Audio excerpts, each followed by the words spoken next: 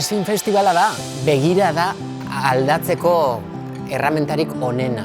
Etxerik gabekoak ikusterako orduan dugun begirada hori eraldatzeko. Eta nik uste dut hori oso baliotsua dela.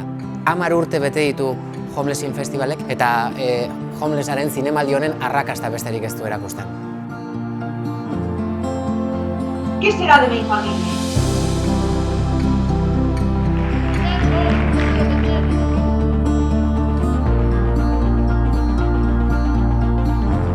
Es muy necesaria que la realidad del sinhogarismo se conozca y qué mejor manera que a través del arte, de la cultura, que siempre nosotras defendemos que la cultura no es lo que hacemos en nuestro tiempo libre, sino lo que nos hace libres todo el tiempo y que necesitamos una cultura crítica, una cultura que denuncie, una cultura que zarandee, no una cultura que no te haga recapacitar ni reflexionar, sino todo lo contrario, y eso es el Homeless Film Festival.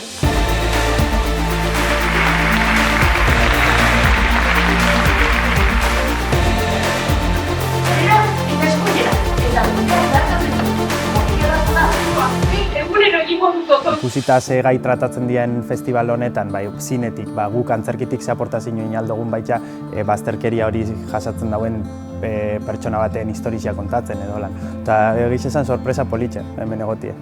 Bai.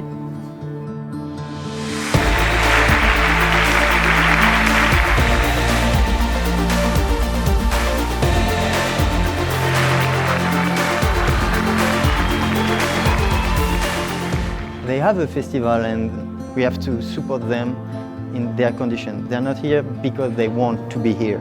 They're here because something happened in their life, and we have to not make them invisible, and we have to cheer them and to bring us with us to better days.